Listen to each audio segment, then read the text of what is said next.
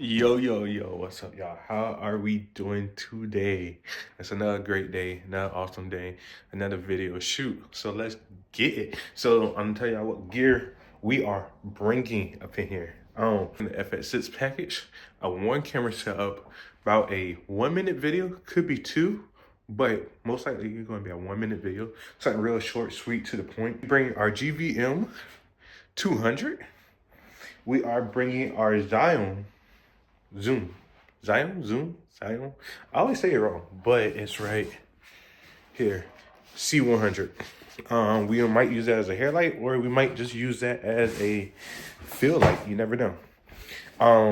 Yeah, GVM 200, Zion C100.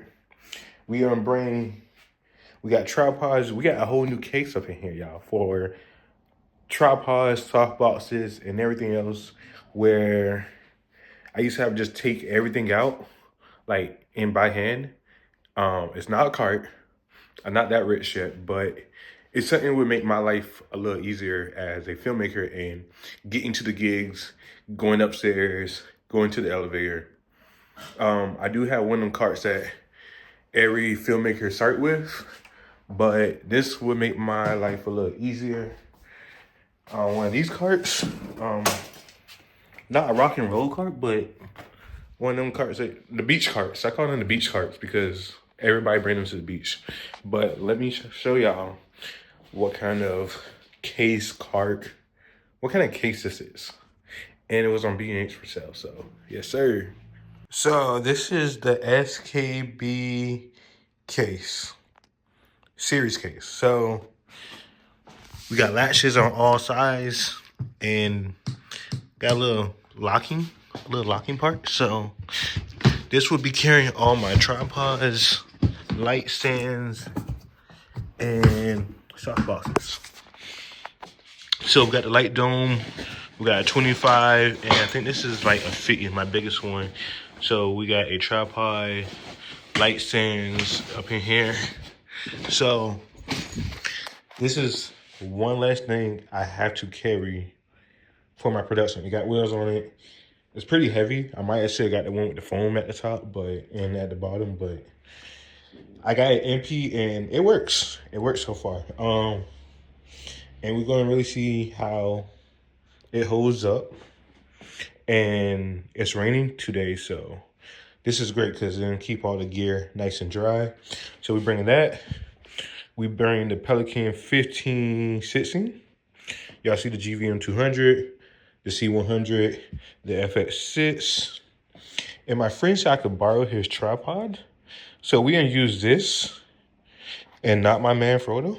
So this is the Suri tripod, and it's a beast. I really love that tripod. Fx6. We got the two Fx3s, but I don't think we're gonna use them. We're gonna just bring them if something goes wrong or we want a 2-camera setup. So, but it should be a short little video, and I'll see y'all when we get there. Peace. Now I'm setting up that Suri tripod, y'all. That tripod is awesome. I love that tripod because I did the counterbalance on that thing, and it went right back to straight. I was like, oh wow, that's cool. But we are using the Fx6. Y'all see we using GVM 200. That GVM 200 is powerful. Like, if y'all did not know how powerful that light is powerful for a one-person interview or as a field light. So, and this is how we are doing the interview. We are using the DJI mics, mic 2s, FYI, if y'all don't know, we're using the mic 2s. And with the mic 2s, we mic him up and everything, and we use the shotgun audio just in case. You always want to have audio on top of audio. So 2 sources of audio right there.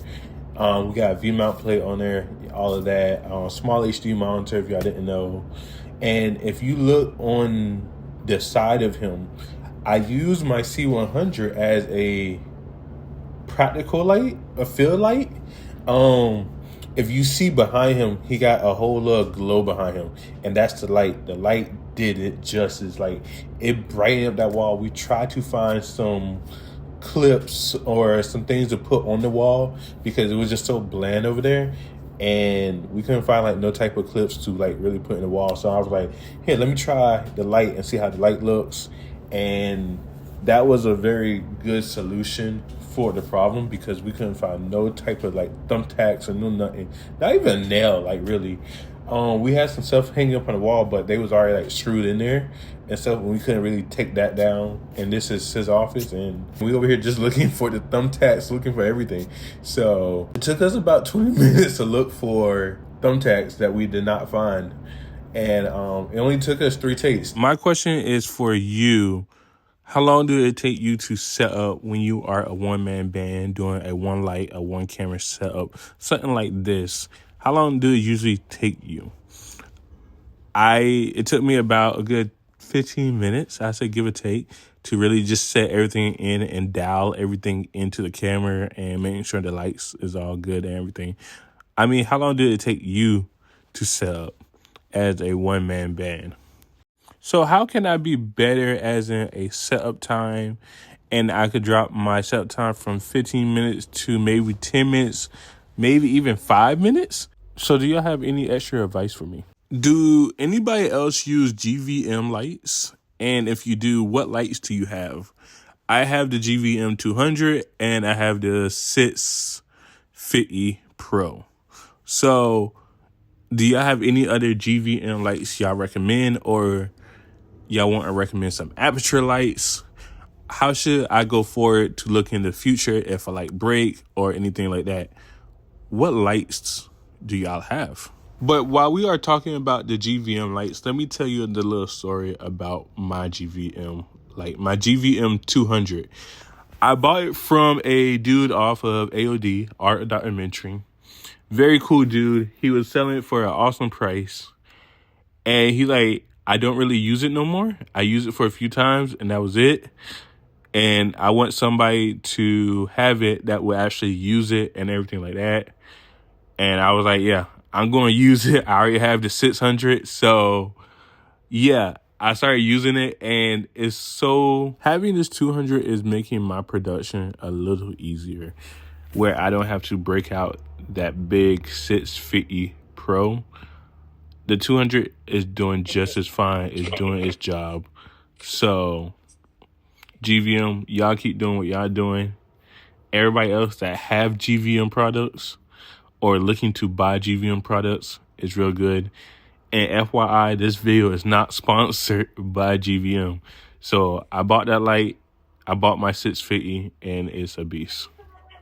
If y'all could tell me how I could improve on my next video or a interview, something like this, please tell me, watch, and give me some updates on what you think.